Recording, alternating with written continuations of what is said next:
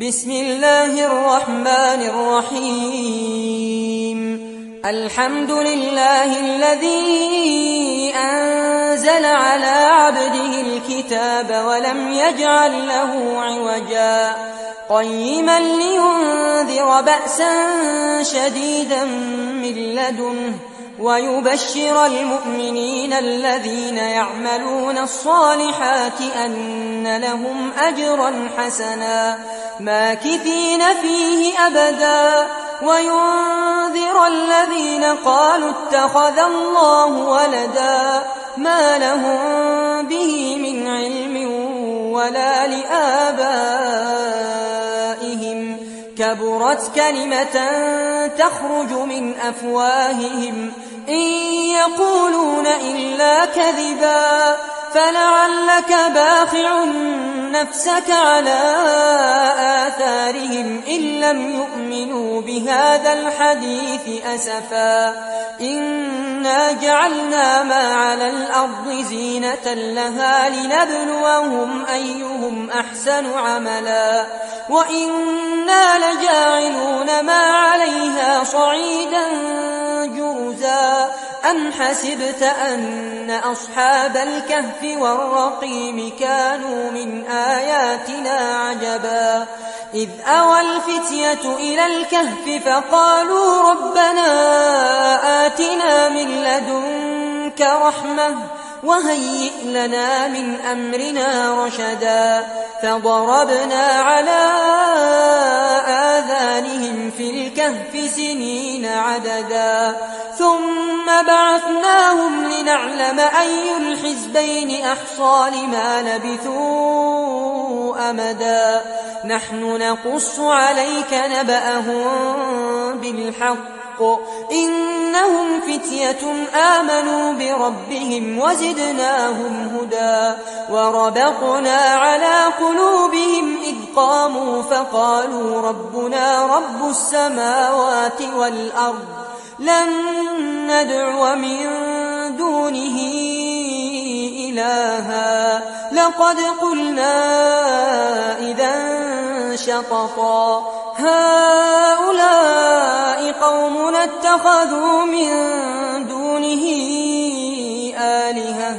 لولا يأتون عليهم بسلطان بين فمن أظلم ممن افترى على الله كذبا وإذ اعتزلتموهم وما يعبدون إلا الله فأووا إلى الكهف ينشر لكم ربكم من رحمته ويهيئ لكم من أمركم مرفقا وترى الشمس إذا طلعت تزاور عن كهفهم ذات اليمين وإذا غربت تقرضهم ذات الشمال وهم في فجوة منه ذلك من آيات الله من يهد الله فهو المهتد ومن يضلل فلن تجد له وليا مرشدا وتحسبهم أيقاظا وهم رقود ونقلبهم ذات اليمين وذات الشمال وكلبهم باسط ذراعيه بالوصيد لو اطلعت عليهم لوليت منهم فرارا ولملئت منهم رعبا وكذلك بعثناهم ليتساءلوا بينهم قال قائل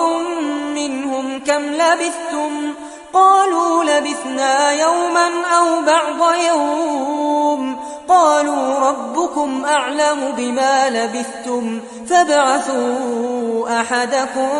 بورقكم هذه إلى المدينة فلينظر أيها أزكى طعاما فليأتكم برزق منه وليتلطف ولا يشعرن بكم أحدا إنهم إن يظهروا عليكم يرجموكم أو يعيدوكم في ملتهم ولن تفلحوا إذا أبدا. وكذلك أعثرنا عليهم ليعلموا أن وعد الله حق وأن الساعة لا ريب فيها إذ يتنازعون بينهم أمرهم فقالوا ابنوا عليهم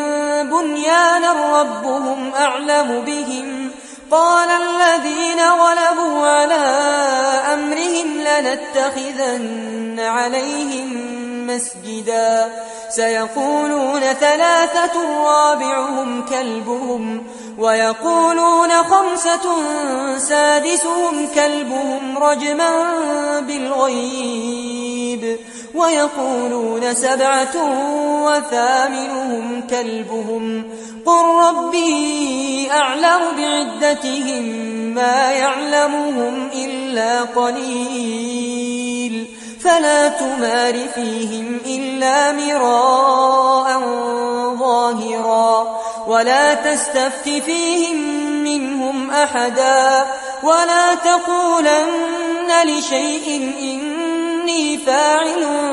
ذلك غدا إلا أن يشاء الله واذكر ربك إذا نسيت وقل عسى أن يهديني ربي لأقرب من هذا رشدا ولبثوا في كهفهم 300 سنين وازدادوا 9 قل الله أعلم بما لبثوا له غيب السماوات والأرض أبصر به وأسمع ما لهم من دونه من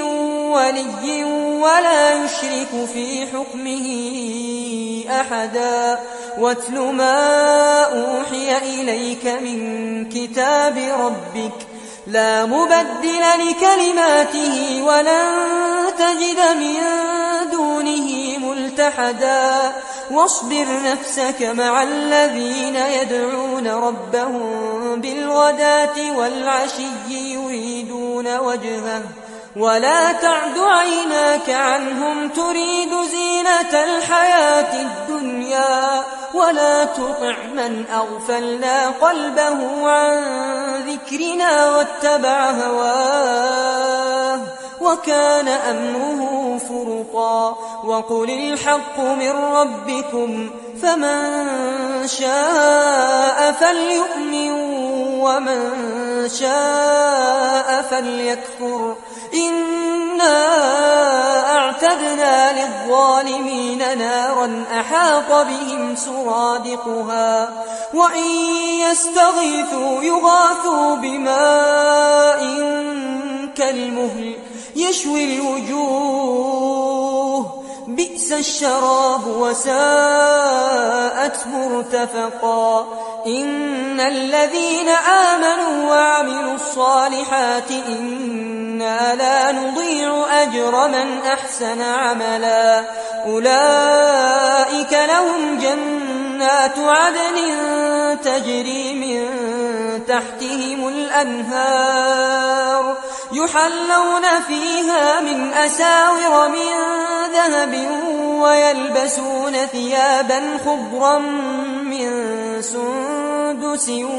وإستبرق متكئين فيها على الأرائك نعم الثواب وحسنت مرتفقا واضرب لهم مثل الرجلين جعلنا لأحدهما جنتين من أعناب وحففناهما بنخل وجعلنا بينهما زرعا كلتا الجنتين آتت أكلها ولم تظلم منه شيئا وفجرنا خلالهما نهرا وكان له ثمر فقال لصاحبه وهو يحاوره أنا أكثر منك مالا وأعز نفرا ودخل جنته وهو ظالم لنفسه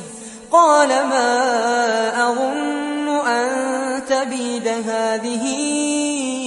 أبدا وما أظن الساعة قائمة ولئن رددت إلى ربي لأجدن خيرا منها منقلبا قال له صاحبه وهو يحاوره أكفرت بالذي خلقك من تراب ثم من نطفة ثم سواك رجلا لكن هو الله ربي ولا أشرك بربي أحدا ولولا إذ دخلت جنتك قلت ما شاء الله لا قوة إلا بالله إن ترني أنا أقل منك مالا وولدا فعسى ربي أن يؤتيني خيرا من جنتك ويرسل عليها حسبانا من السماء فتصبح صعيدا زلقا أو يصبح ماؤها غورا فلن تستطيع له طلبا وأحيط بثمره فأصبح يقلب كفيه على ما أنفق فيها وهي خاوية على عروشها ويقول يا ليتني لم أشرك بربي أحدا ولم تكن له فئة ينصرونه من دون الله وما كان منتصرا هنالك الولاية لله الحق هو خير ثوابا وخير عقبا واضرب لهم مثل الحياة الدنيا كماء إن أنزلناه من السماء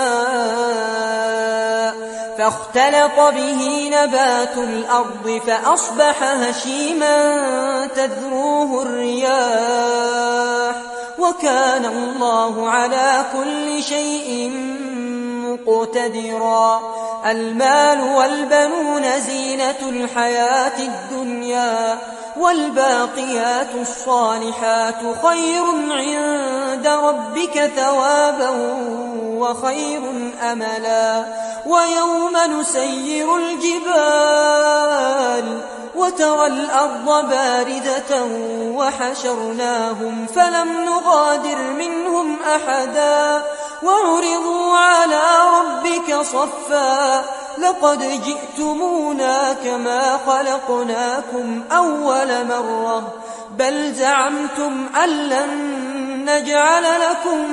موعدا ووضع الكتاب فترى المجرمين مشفقين مما فيه ويقولون يا ويلتنا ما لهذا الكتاب لا يغادر صغيرة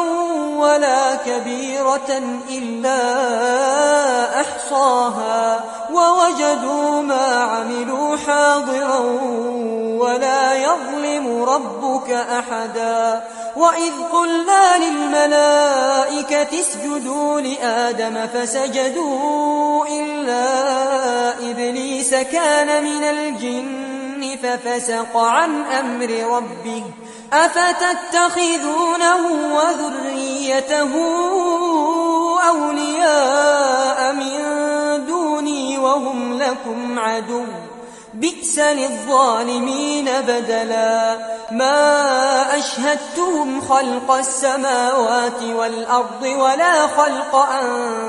أنفسهم وما كنت متخذ المضلين عضدا ويوم يقول نادوا شركائي الذين زعمتم فدعوهم فلم يستجيبوا لهم وجعلنا بينهم موبقا ورأى المجرمون النار فظنوا أنهم مواقعوها ولم يجدوا عنها مصرفا ولقد صرفنا في هذا القرآن للناس من كل مثل وكان الإنسان أكثر شيء جدلا وما منع الناس أن يؤمنوا إذ جاءهم الهدى ويستغفروا ربهم إلا أن تأتيهم سنة الأولين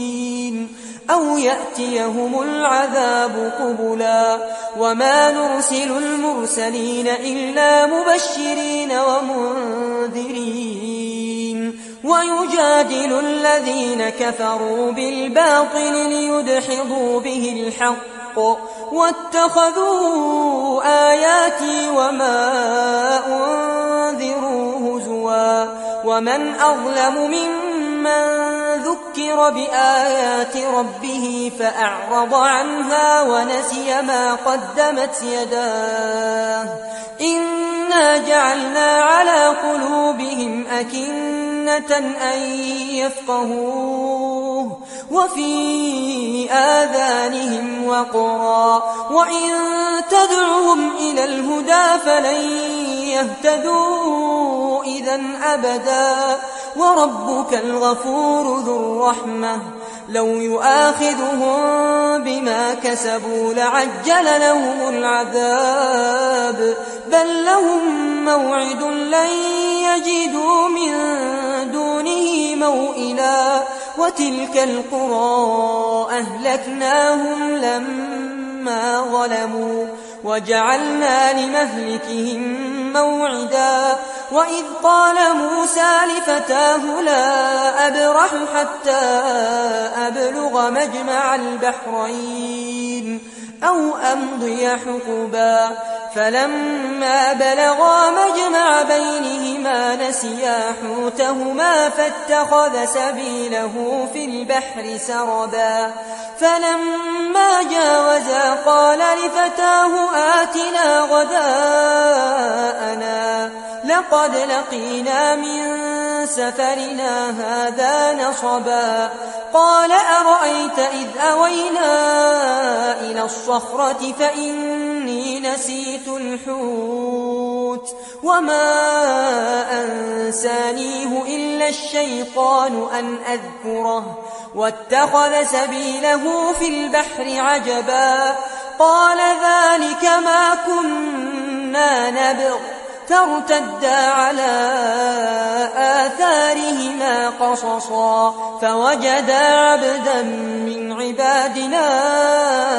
آتيناه رحمة من عندنا وعلمناه من لدنا علما قال له موسى هل أتبعك على أن تعلمني مما علمت رشدا قال إنك لن تستطيع معي صبرا وكيف تصبر على ما لم تحط به خبرا قال ستجدني إن شاء الله صابرا ولا أعصي لك أمرا قال فإن اتبعتني فلا تسألني عن شيء حتى أحدث لك منه ذكرا فانطلقا حتى إذا ركبا في السفينة خرقها قال أخرقتها لتغرق أهلها لقد جئت شيئا إمرا قال ألم أقل إنك لن تستطيع معي صبرا قال لا تؤاخذني بما نسيت ولا ترهقني من أمري عسرا فانطلقا حتى إذا لقيا غلاما فقتله قال أقتلت نفسا زكية بغير نفس لقد جئت شيئا نكرا قال ألم أقل لك إنك لن تستطيع معي صبرا قال إن سألتك عن شيء بعدها فلا تصاحبني قد بلغت من لدني عذرا فانطلقا حتى إذا أتيا أهل قرية استطعما أهلها فأبوا أن يضيفوهما فوجدا فيها جدارا يريد أن ينقض فأقامه قال لو شئت لاتخذت عليه أجرا قال هذا فراق بيني وبينك سأنبئك بتأويل ما لم تستطع عليه صبرا أما السفينة فكانت لمساكين يعملون في البحر فأردت أن أعيبها وكان وراءهم ملك يأخذ كل سفينة غصبا وأما الغلام فكان أبواه مؤمنين فخشينا أن يرهقهما طغيانا وكفرا فأردنا أن يبدلهما ربهما خيرا منه زكاة وأقرب رحما وأما الجدار فكان لغلامين يتيمين في المدينة وكان تحته كنز لهما وكان أبوهما صالحا فأراد ربك أن يبلغا أشدهما ويستخرجا كنزهما رحمة من ربك وما فعلته عن أمري ذلك تأويل ما لم تسطع عليه صبرا ويسألونك عن ذي القرنين قل سأتلو عليكم منه ذكرا إنا مكنا له في الأرض وآتيناه من كل شيء سببا فأتبع سببا حتى إذا بلغ مغرب الشمس وجدها تغرب في عين حمئة ووجد عندها قوما قلنا يا ذا القرنين إما أن تعذب وإما أن تتخذ فيهم حسنا قال أما من ظلم فسوف نعذبه ثم يرد إلى ربه فيعذبه عذابا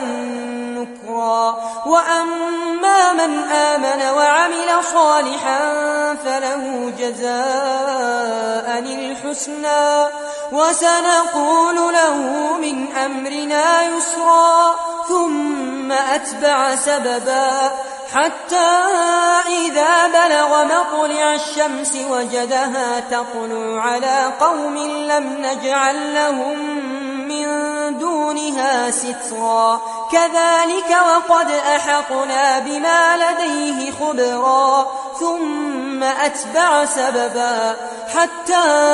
إذا بلغ بين السدين وجد من دونهما قوما لا يكادون يفقهون قولا قالوا يا ذا القرنين إن يأجوج ومأجوج مفسدون في الأرض فهل نجعل لك خرجا على أن تجعل بيننا وبينهم سدا قال ما مكني فيه ربي خير فأعينوني بقوة أجعل بينكم وبينهم ردما آتوني زبر الحديد حتى إذا ساوى بين الصدفين قال انفخوا حتى إذا جعله نارا قال آتوني أفرغ عليه قطرا فما استطاعوا أن يظهروه وما استطاعوا له نقبا قال هذا رحمة من ربي فإذا جاء وعد ربي جعله دكا وكان وعد ربي حقا وتركنا بعضهم يومئذ يموج في بعض ونفخ في الصور فجمعناهم جمعا وعرضنا جهنم يومئذ للكافرين عرضا الذين كانت أعينهم في غطاء عن ذكري وكانوا لا يستطيعون سمعا أفحسب الذين كفروا أن يتخذوا عبادي من دوني أولياء إنا أعتدنا جهنم للكافرين نزلا قل هل ننبئكم بالأخسرين أعمالا الذين ضل سعيهم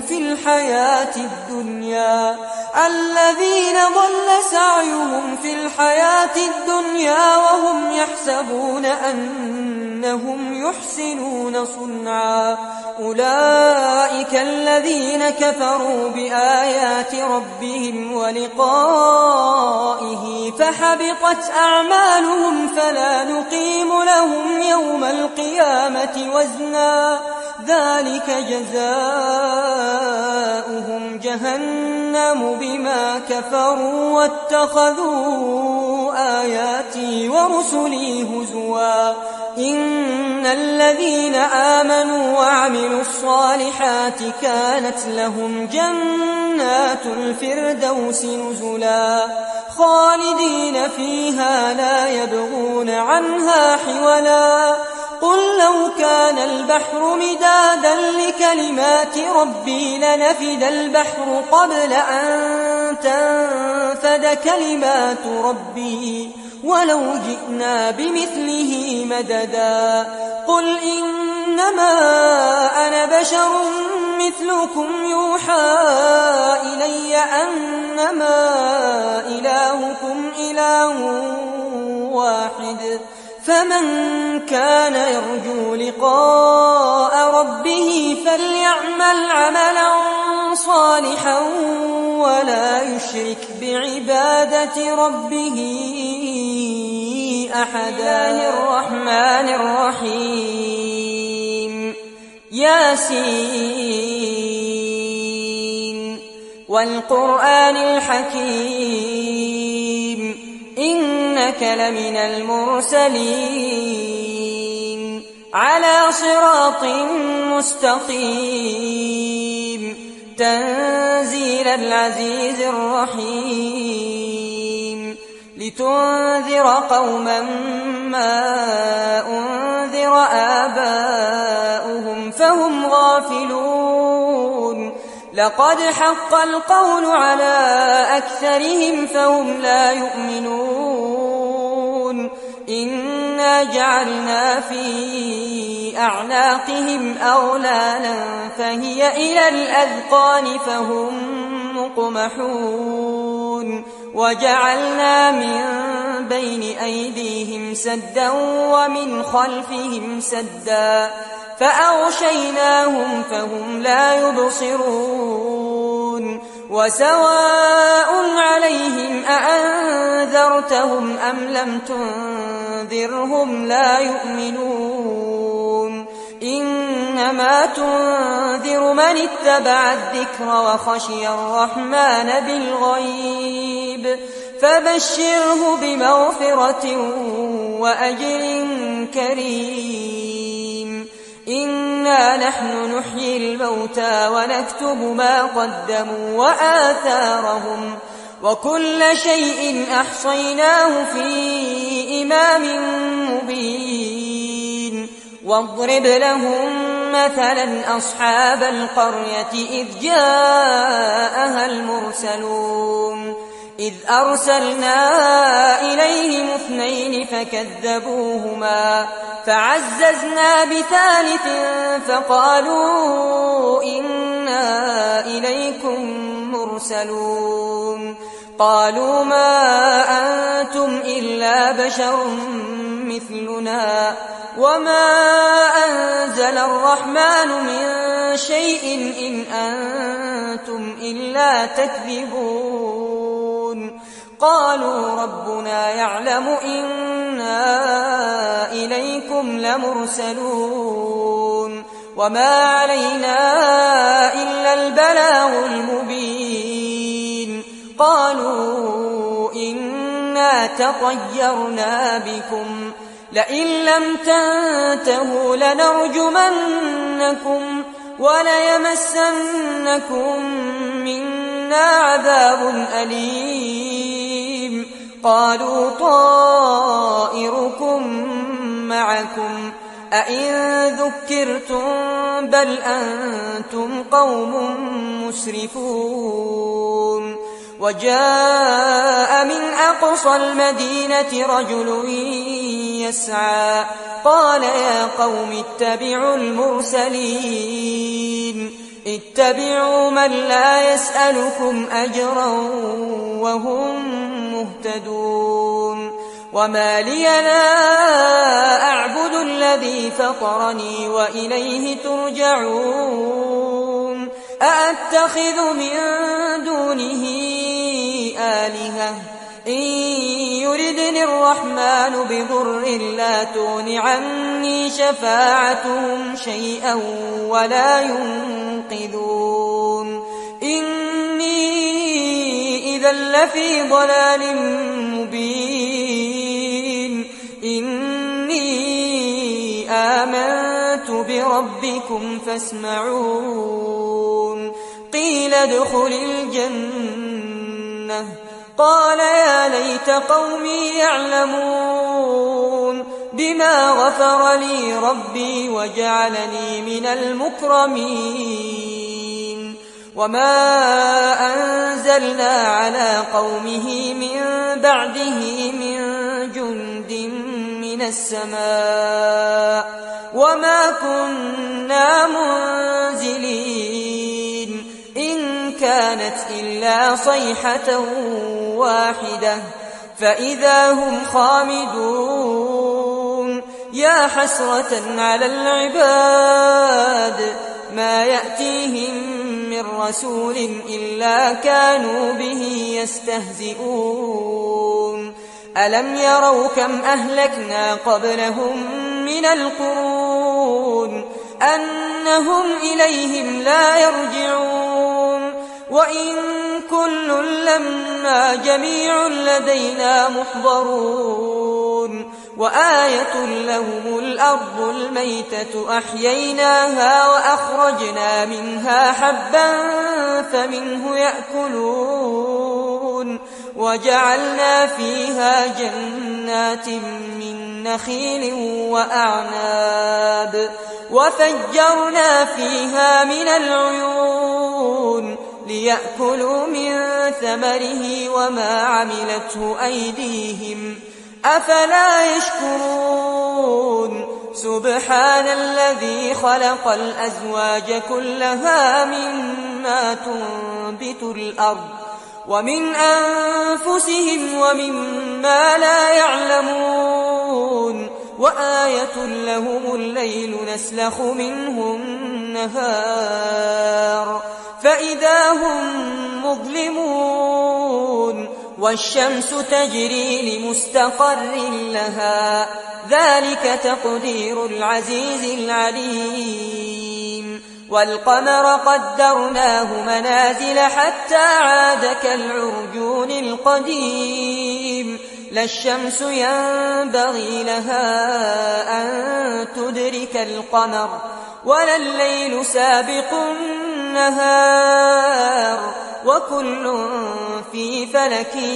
يسبحون وآية لهم أنا حملنا ذريتهم في الفلك المشحون وخلقنا لهم من مثله ما يركبون وإن نشأ نغرقهم فلا صريخ لهم ولا هم ينقذون إلا رحمة منا ومتاعا إلى حين وإذا قيل لهم اتقوا ما بين أيديكم وما خلفكم لعلكم ترحمون وما تأتيهم من آية من آيات ربهم إلا كانوا عنها معرضين وإذا قيل لهم أنفقوا مما رزقكم الله قال الذين كفروا للذين آمنوا أنطعم من لو يشاء الله أطعمه إن أنتم إلا في ضلال مبين ويقولون متى هذا الوعد إن كنتم صادقين ما ينظرون إلا صيحة واحدة تأخذهم وهم يخصمون فلا يستطيعون توصية ولا إلى أهلهم يرجعون ونفخ في الصور فإذا هم من الأجداث إلى ربهم ينسلون قالوا يا ويلنا من بعثنا من مرقدنا هذا ما وعد الرحمن وصدق المرسلون إن كانت إلا صيحة واحدة فإذا هم جميع لدينا محضرون فاليوم لا تظلم نفس شيئا ولا تجزون إلا ما كنتم تعملون إن أصحاب الجنة اليوم في شغل فاكهون هم وأزواجهم في ظلال على الأرائك متكئون لهم فيها فاكهة ولهم ما يدعون سلام قولا من رب رحيم وامتازوا اليوم أيها المجرمون ألم أعهد إليكم يا بني آدم ألا تعبدوا الشيطان إنه لكم عدو مبين وأن اعبدوني هذا صراط مستقيم ولقد أضل منكم جبلا كثيرا أفلم تكونوا تعقلون هذه جهنم التي كنتم توعدون اصلوها اليوم بما كنتم تكفرون اليوم نختم على أفواههم وتكلمنا أيديهم وتشهد أرجلهم بما كانوا يكسبون ولو نشاء لطمسنا على أعينهم فاستبقوا الصراط فأنى يبصرون ولو نشاء لمسخناهم على مكانتهم فما استطاعوا مضيا ولا يرجعون ومن نعمره ننكسه في الخلق أفلا يعقلون وما علمناه الشعر وما ينبغي له إن هو إلا ذكر وقرآن مبين لينذر من كان حيا ويحق القول على الكافرين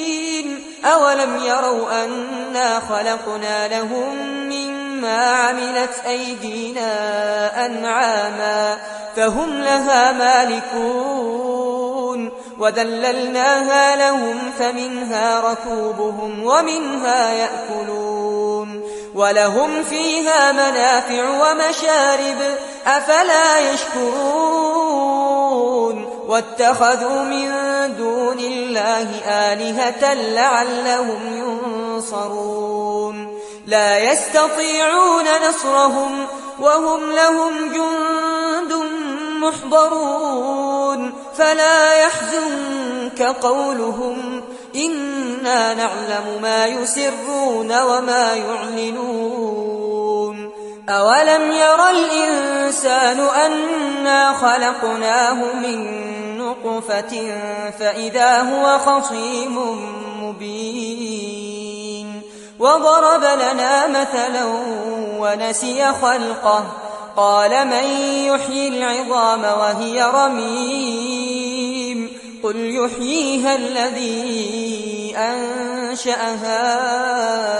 أول مرة وهو بكل خلق عليم الذي جعل لكم من الشجر الأخضر نارا فإذا أنتم منه توقدون أوليس الذي خلق السماوات والأرض بقادر على أن يخلق مثلهم بلى وهو الخلاق العليم إنما أمره إذا أراد شيئا أن يقول له كن فيكون فسبحان الذي بيده ملكوت كل شيء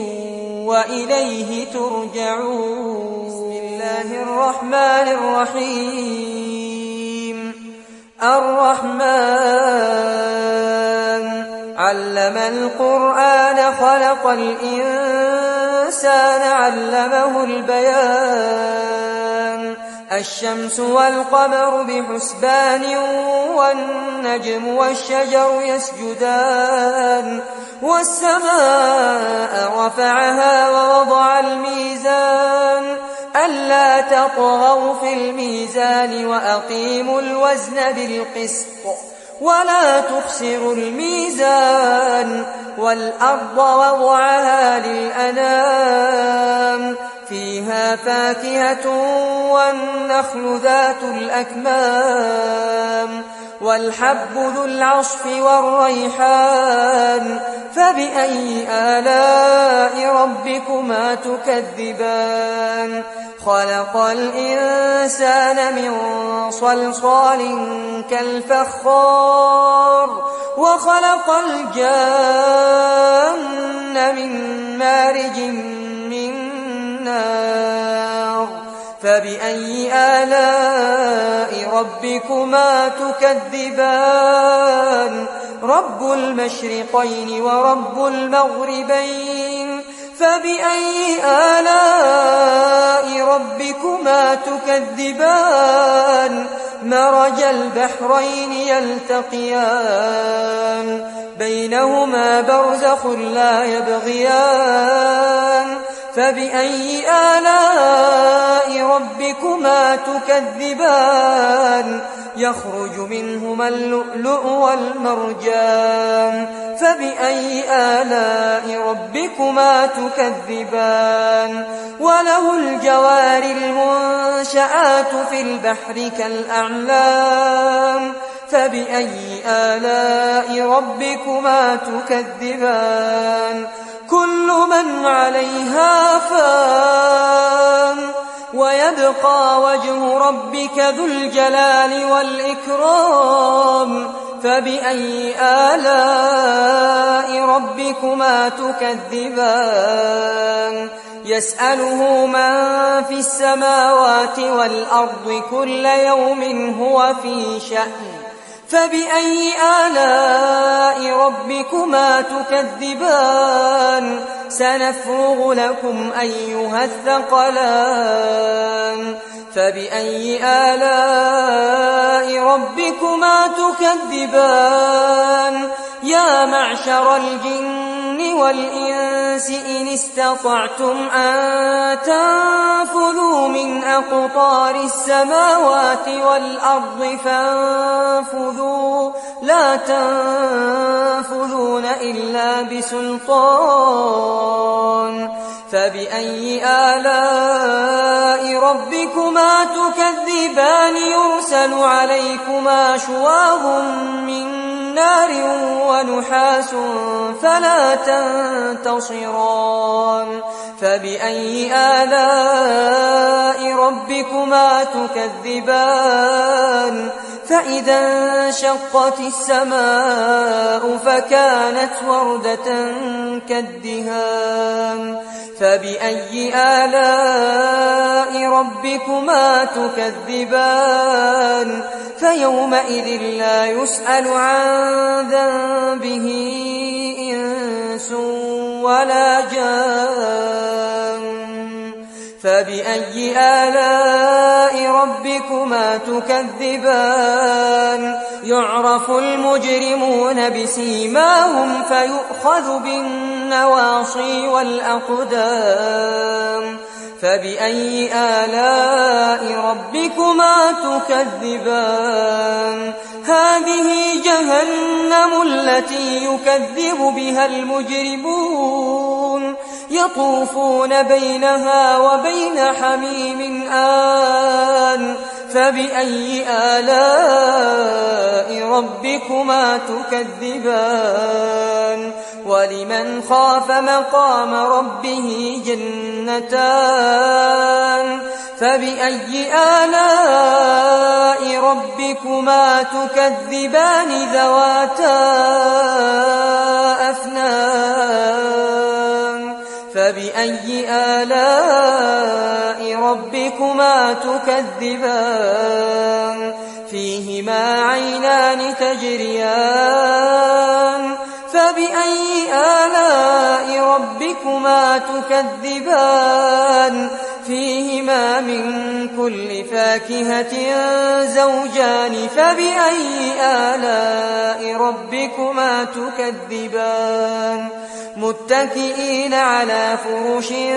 بطائنها من استبرق وجنى الجنتين دان فبأي آلاء ربكما تكذبان فيهن قاصرات الطرف لم يطمثهن إنس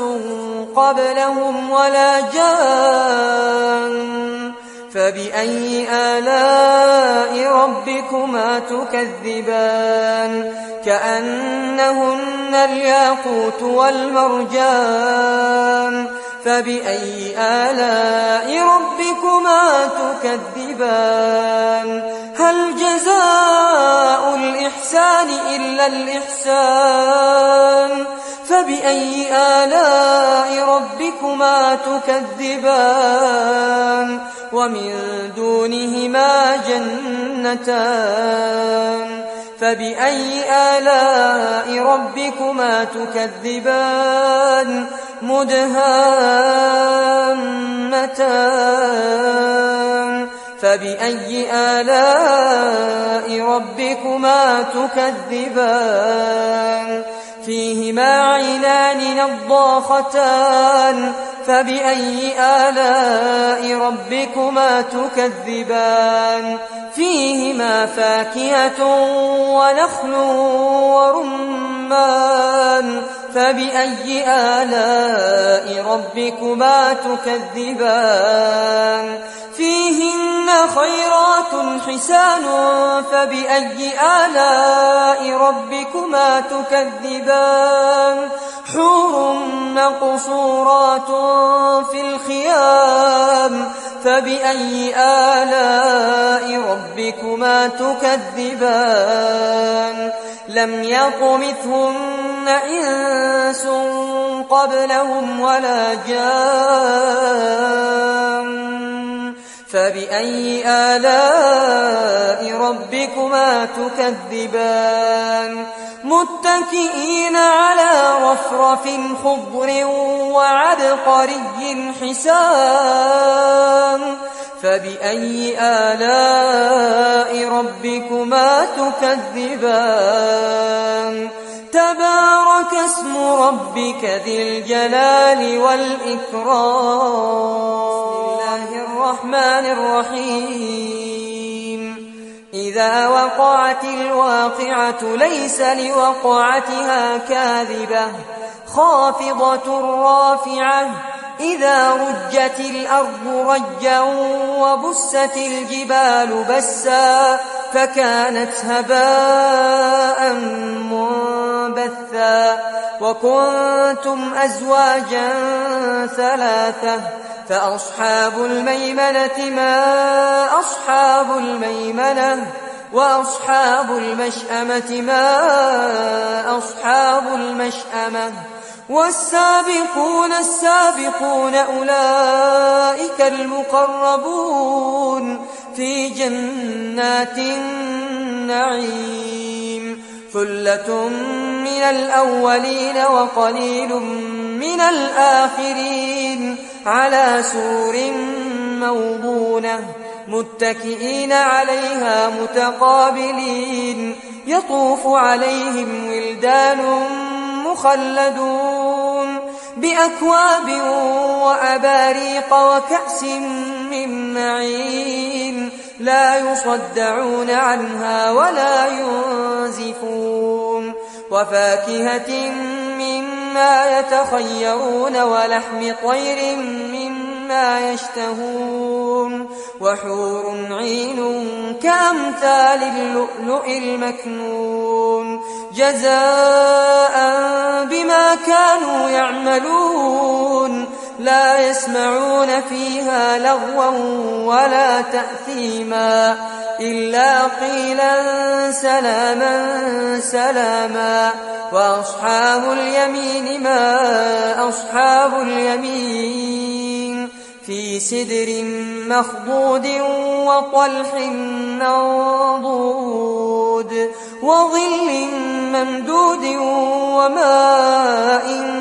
مسكوب وفاكهة كثيرة لا مقطوعة ولا ممنوعة وفرش مرفوعة إنا أنشأناهن إن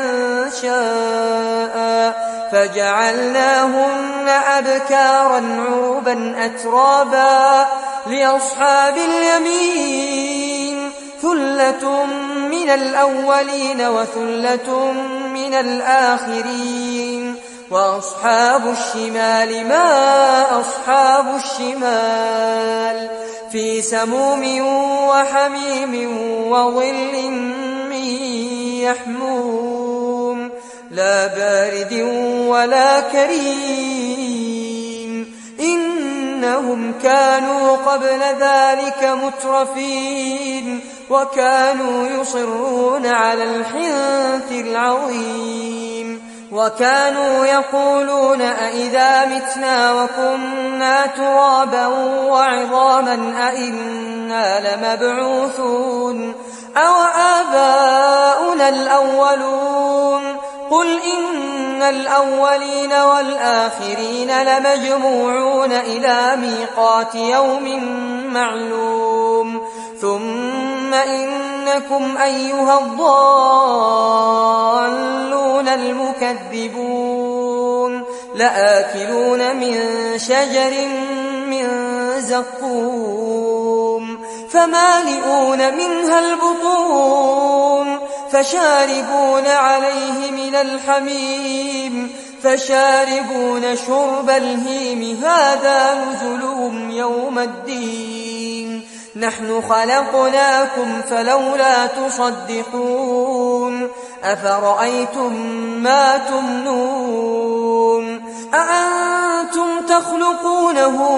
أم نحن الخالقون نحن قدرنا بينكم الموت وما نحن بمسبوقين على أن نبدل أمثالكم وننشئكم فيما لا تعلمون ولقد علمتم النشأة الأولى فلولا تذكرون أفرأيتم ما تحرثون أأنتم تزرعونه أم نحن الزارعون لو نشاء لجعلناه حطاما فظلتم تفكهون إنا لمغرمون بل نحن محرومون أفرأيتم الماء الذي تشربون أأنتم أنزلتموه من المزن أم نحن المنزلون لو نشاء جعلناه أجاجا فلولا تشكرون أفرأيتم النار التي تورون أأنتم أنشأتم شجرتها أم نحن المنشئون نحن جعلناها تذكرة ومتاعا للمقوين فسبح باسم ربك العظيم فلا أقسم بمواقع النجوم وإنه لقسم لو تعلمون عظيم إنه لقرآن كريم في كتاب مكنون لا يمسه إلا المطهرون تنزيل من رب العالمين أفبهذا الحديث أنتم مدهنون وتجعلون رزقكم أنكم تكذبون فلولا إذا بلغت الحلقوم وأنتم حينئذ تنظرون ونحن أقرب إليه منكم ولكن لا تبصرون فلولا إن كنتم غير مدينين ترجعونها إن كنتم صادقين فأما إن كان من المقربين فروح وريحان وجنة نعيم وأما إن كان من أصحاب اليمين فسلام لك من أصحاب اليمين وأما إن كان من المكذبين الضالين فنزل من حميم وتصلية جحيم إن هذا لهو حق اليقين فسبح باسم ربك العظيم الله الرحمن الرحيم تبارك الذي بيده الملك وهو على كل شيء قدير الذي خلق الموت والحياة ليبلوكم أيكم أحسن عملا وهو العزيز الغفور الذي خلق 7 سماوات طباقا ما ترى في خلق الرحمن من تفاوت فارجع البصر هل ترى من فطور ثم ارجع البصر كرتين ينقلب إليك البصر خاسئا وهو حسير ولقد زينا السماء الدنيا بمصابيح وجعلناها رجوما للشياطين وأعتدنا لهم عذاب السعير وللذين كفروا بربهم عذاب جهنم وبئس المصير إذا ألقوا فيها سمعوا لها شهيقا وهي تفور تكاد تميز من الغيظ كلما ألقي فيها فوج سألهم خزنتها ألم يأتكم نذير قالوا بلى قد جاءنا نذير فكذبنا وقلنا ما نزل الله من شيء إن أنتم إلا في ضلال كبير وقالوا لو كنا نسمع أو نعقل ما كنا في أصحاب السعير فاعترفوا بذنبهم فسحقا لأصحاب السعير إن الذين يخشون ربهم بالغيب لهم مغفرة وأجر كبير وأسروا قولكم أو اجهروا به إنه عليم بذات الصدور ألا يعلم من خلق وهو اللطيف الخبير هو الذي جعل لكم الأرض ذلولا فامشوا في مناكبها وكلوا من رزقه وإليه النشور أأمنتم من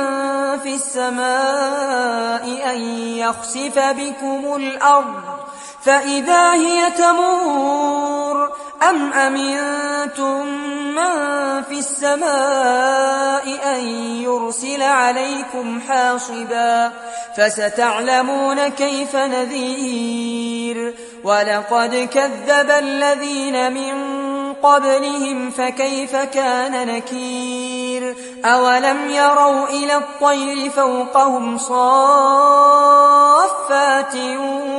ويقبض ما يمسكهن إلا الرحمن إنه بكل شيء بصير أمن هذا الذي هو جند لكم ينصركم من دون الرحمن إن الكافرون إلا في غرور أمن هذا الذي يرزقكم إن أمسك رزقه بل لجوا في عتو ونفور أفمن يمشي مكبا على وجهه أهدى أمن يمشي سويا على صراط مستقيم قل هو الذي أنشأكم وجعل لكم السمع والأبصار والأفئدة قليلا ما تشكرون قل هو الذي ذرأكم في الأرض وإليه تحشرون ويقولون متى هذا الوعد إن كنتم صادقين قل إنما العلم عند الله وإنما أنا نذير مبين فلما رأوه زلفة سيئت وجوه الذين كفروا وقيل هذا الذي كنتم به تدعون قل أرأيتم إن أهلكني الله ومن معي أو رحمنا فمن يجير الكافرين من عذاب أليم قل هو الرحمن آمنا به وعليه توكلنا فستعلمون من هو في ضلال مبين قل أرأيتم إن أصبح ماؤكم غورا فمن يأتيكم بماء